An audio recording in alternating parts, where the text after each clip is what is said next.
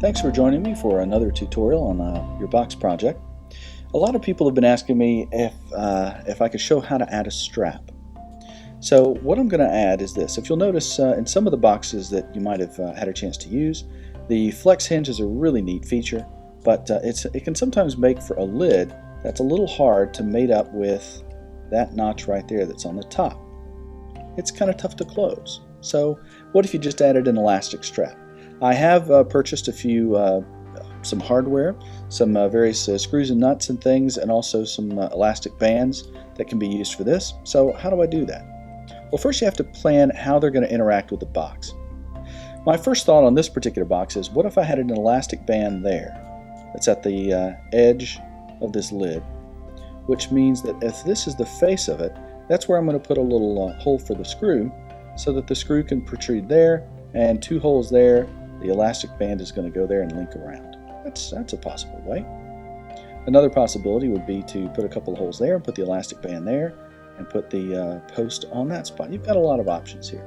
I'm going to go ahead and do the option of elastic band on this part and put the post on that one. So let's go ahead and try that first.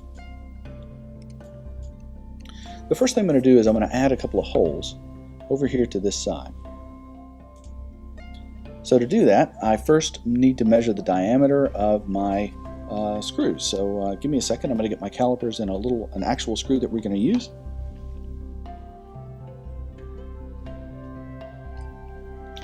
The screws that you've seen in class are number 6 screws. The reason why that's important is that tells you how fat they are. So these are number 6 screws. I'm going to take my calipers and open them up and see. That hole is 0.133 inches. So to give a little bit of wiggle room, we're going to make a hole that's 0.15. 0.15. Now to do that, I can make a circle of any size and then select that circle.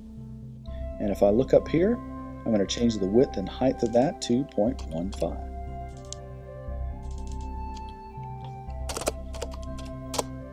Now people might ask, well, why didn't I do the lock? Well, I'll show you what that would look like. So let's say I made a circle originally like that, and I did use the lock, change my width to 0.15. Watch what happens now.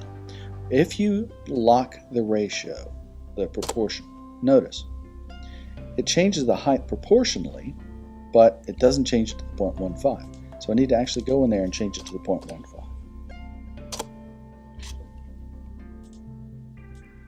Now I'm going to take that, and where am I going to put it? Well, the first thing I want to do is I want to figure out kind of where the center line is on this wood. So to do that, we've got a couple of options here. I'm going to make a rectangle over here. You're going to see why in a second. That rectangle is going to be where I'm going to put a circle there and there. So watch closely. I'm going to take this circle. I'm going to go to Object, Align and Distribute. And relative to the biggest object, I'm going to go ahead and line that up. Oh, that's right in the middle. That's not exactly where I want it. So let's just take it and move it back over here. And I want it about there. That'll be good. So relative to the biggest object, I just wanted to align it right there along the horizontal axis. There we go. Now I'm going to take this little circle here, and I'm going to do a couple of things with this little circle. I'm going to go ahead and select the rectangle and the circle together. So again, watch.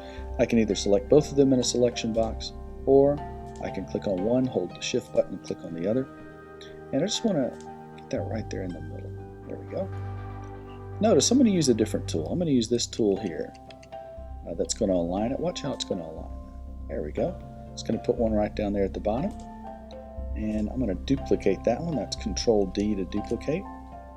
And I'm going to move it up here somewhere near the top, and I'm going to select that one and this one, and watch, that's the one I selected last time. I'm going to go ahead and select this one this time. There we go, and I'll put it right on top. Now it's not centered, that's alright. I'll just select those two and center it on the vertical axis. There we go.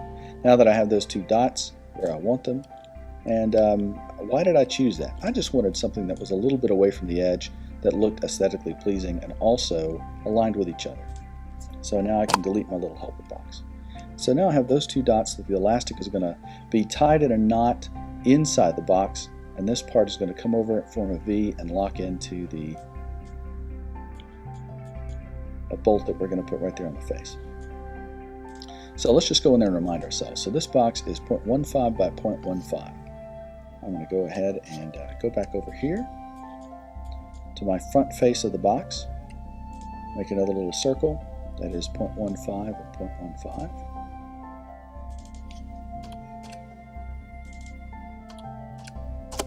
There we go. Now again, I want that in the middle of this board. So to put it there in the middle of the board, I'll click on that. I'll click on that big board. I'm still going to choose relative to the biggest object, because again, that means the little thing will move, the big thing will not. Let's go ahead and line that up in the center. There we go. Now I want to move this down a little bit, and about there looks pretty good. Now if you're concerned about it visually interfering with this logo, that's a concern. I think it's going to be okay, but let's say I did want to change this logo. I want to change how big it is so it doesn't interfere at all with the idea of that box. I'm going to hold the control button and change this. Now it's not aligned anymore, right?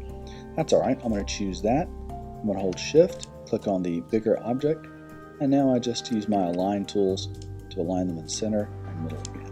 That's pretty good. Makes it a little bit smaller, but I think it's going to be just fine. Now remember, here's one of the neat things about a circle. If you choose your edit path by node tool, if you mouse over it, you'll see it's already red. So those little circles that we made are all ready for the laser already. All right, fantastic. Thanks for joining me on this tutorial. See you next time.